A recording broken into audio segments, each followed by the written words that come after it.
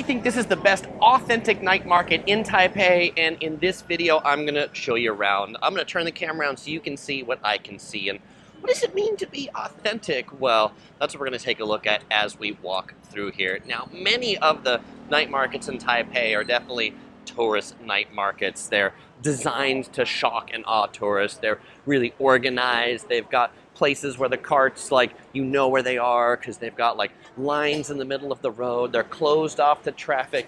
That's not what this is. This is where night markets started.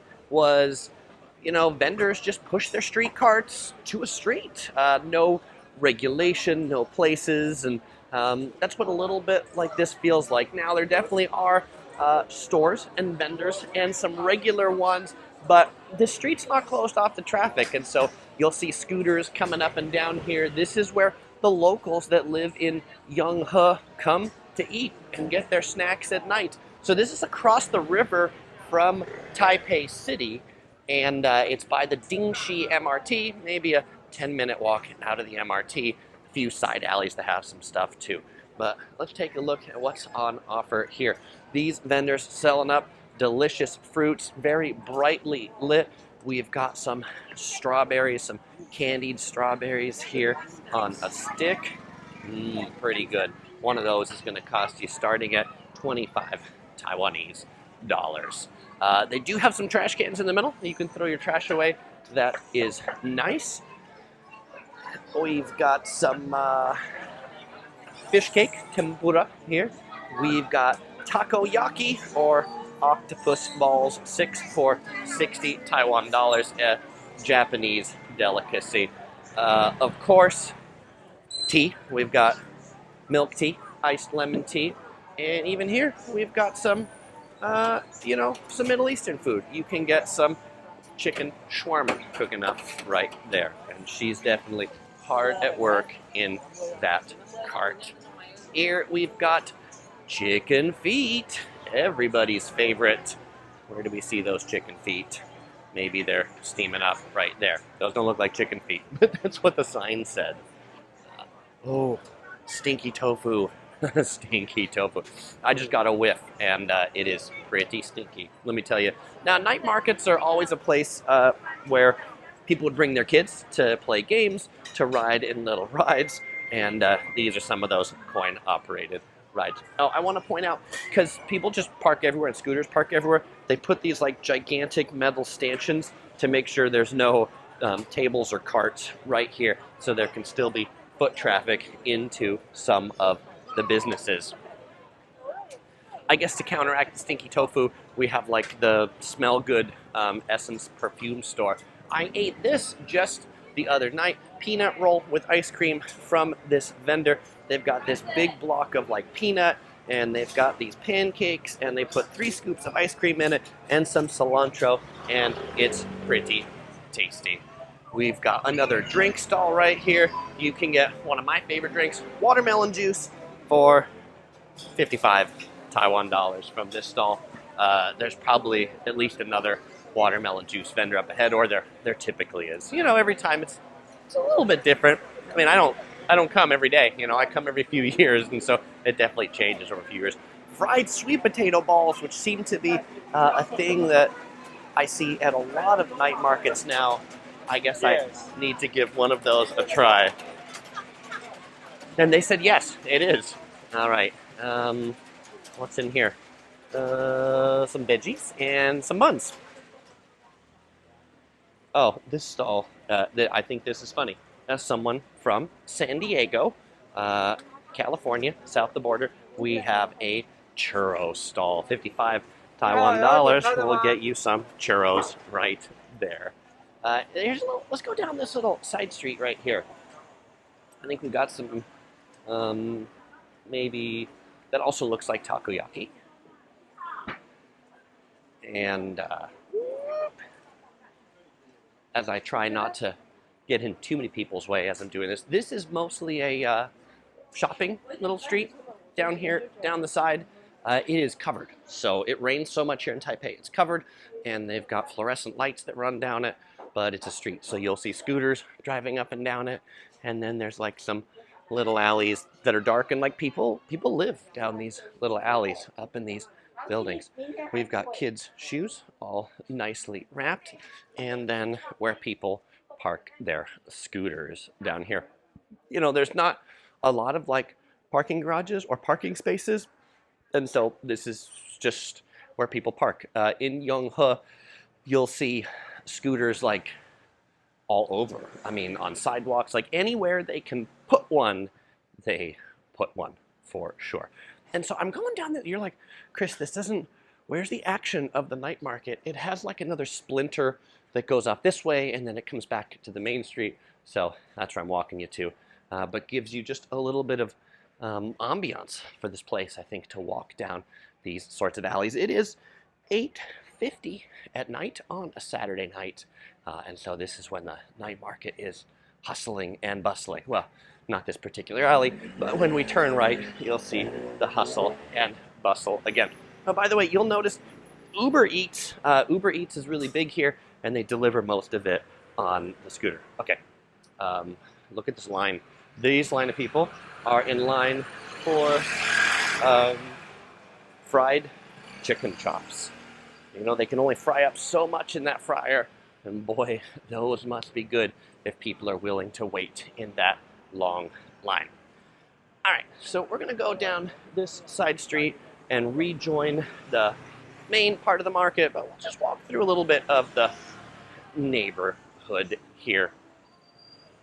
We've got a, it says 72 degrees sous vide on the left.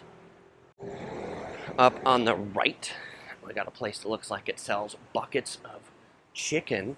And, you know, many of these, like, storefronts, there's probably big business, but many of the smaller storefronts, you know, might actually be, like, somebody's living room. You know, that, like, they live there, that's, like, the front of their house, and then the back of their house is where they live. They love their tea here, and so it is not uncommon to see this, which is a tea shop, next to a tea shop, next to a third tea shop. 3 different tea shops, the light tea shops, the oolong tea shops, and the wu cha tea shop.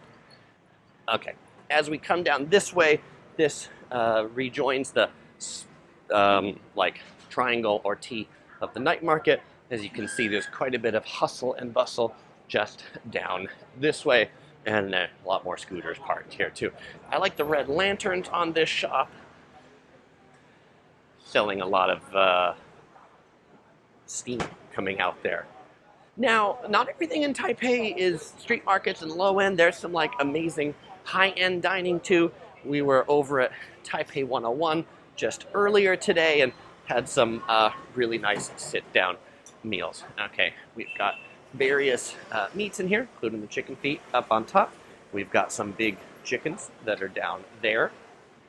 And the way a lot of these stores work is they'll have like a store that they cook in and another store that people just sit in. Or maybe in their store, they won't even have, like they might not do the cooking in the store. Maybe they do all of the cooking outside the store, in fact, because that's where people can see it. And I think what's neat about these night markets is they really do a good job of when you walk by, you can smell the food, you can see the food, and so you know exactly what you're getting. You may not actually be able to have a seat because many of these stalls, like this one with the bright lights, don't have any seats.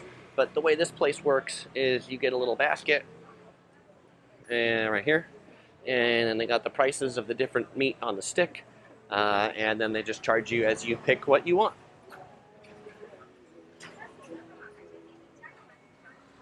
As I walk a little slower on this part of the night market because this street's wider, and so there's a lot more through traffic going up and down this particular street. Food Panda, also another common delivery service. I love these tables here. They're like barrels that they've cut in half, and the chairs are part of the barrels. But with all these delivery services, you know, the scooter traffic has definitely increased from what I remember in years past. Here we've got grilled seafood, and yes, they do delivery on Uber Eats. Here we've got some like steaming, sizzling plates. You can see the meat is sizzling up on their tables. Over on this side, we've got some, it's like Korean tteokbokki, spicy rice cake, some more meat on skewers, or Taiwanese yakitori, essentially. Sausages.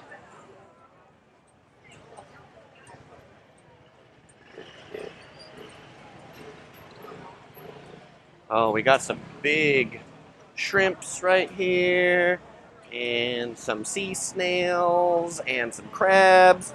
This stall sells popcorn chicken, and here we go, small island stinky tofu. You can smell it before we get there. All right, so this, if I would have continued walking down the main street, we would have come down this way, and so I'm gonna resume walking down the main sidewalk. This one is called Frozen Heart, and they sell these little like ice cream pockets that look like hearts in there. Hello. But I think they like fry them up a little bit. I don't know. I haven't had it yet, but I've seen it in a number of different spots. We got more of those candied strawberries, but also tomatoes and grapes. Fried foods. Scooter going by.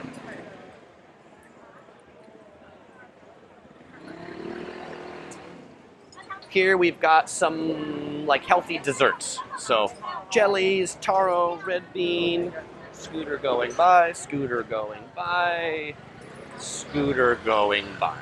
All right. Scooter going by. So you get really attuned walking around here for a little while to the sound of the scooter, where you just pause and you let them go, because they go a little faster than you, better than they to run into you. But I'm always amazed that there aren't more collisions than there actually are. Looks like custards here. We've got some fish cake over here.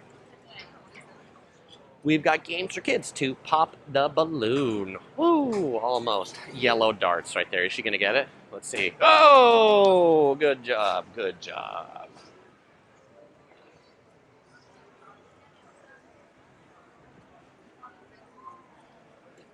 Shave ice is super popular, especially in the summer when it's hot.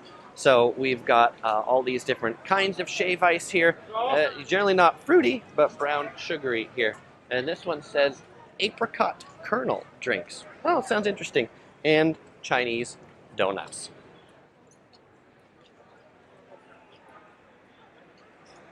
This stall sells Japanese curry. Lots of different types of Japanese curry. You can get it with pork, shrimp, and it's like they're all wearing like white in the back, but you can see they cook it on a cart. The cart is the prevailing cooking. Oh wow, look at this. I mean, this game setup is pretty impressive. This feels like a full-on fairgrounds right here. It's one of those like throw the ring kind of thing on there. They look like they're having a good time. This place is called Nutrition Sandwich. I really wonder what makes the sandwich nutritious. Oh, here, this is, what's this called? Popular in Europe, popular in the Czech Republic. My mom, who is Czech, will enjoy seeing these in Taiwan. That's a European dessert. Come all the way out here. We've got some spicy tofu and duck blood is what we're cooking. Here we got a crocodile. What's the crocodile? Lime drinks.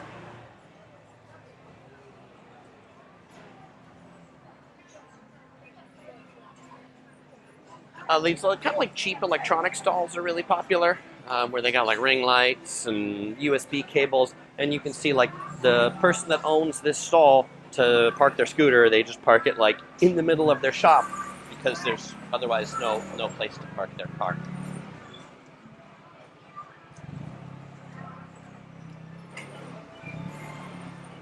We've got more meat on a stick. And there's another one where like you get the basket and then you pick out your items. This one right here is pig's blood cake, so kind of like a Scottish black pudding, except the Taiwanese version. And they'll often like roll it in like peanut powder. May sound weird, but it's actually surprisingly tasty. Here, they're cooking up steaks that they put on a like cast iron skillet. This is a really busy tea shop back here. Oh, this is kind of like Japanese capsule games. All these different things are like vending machines. And for 100 Taiwanese dollars or more, depending upon the one that you get, you turn the handle and you get some sort of toy. Which one is it going to be? You don't really know, and that's part of the fun. Oh, another stall with a long line over here. I think this one, ooh, tofu, rice, noodles. This one is papaya salad. This stall has been here for years and years and years and years. And this guy, or couple, apparently makes some of the best papaya salad in the city. And look how big the store is. Like, it's a big store, but like they do all of their business out of this little tiny cart, because that's what people want in Taipei. They want to come to the cart. Like with that line, you know that they could expand. You know that they could be bigger, but nope, they're gonna keep making their papaya salad out of their little cart. Okay, so what I'm walking on right now, by the way, this is the actual sidewalk, and so these are like the real places of business, and then their business, you know, extends out onto what would be the road. We see a mom here cleaning the table as she sits down. Pretty typical to see that, like, you know, as they sit down at the table, generally the first thing they'll do is clean it, because, you know, not a lot of table cleaning going on here. Not to say that the tables are dirty, but they're also not, you know, Din Tai Fung or In-N-Out Burger super clean style. And with this archway right here, that brings us to the end of the Lehua Night Market. Well, fellow explorers, if you enjoyed this video and you want to see another walking tour of what I think is the best touristy night market in Taipei, then click right here to watch my tour of the Yonghe Night Market. Or if you just want to dive into more of my Taipei travel videos, you can click right here to see my travel tips, hotel reviews, and more. And as usual, fellow explorers, I won't say goodbye because I'm going to see you in one of those videos.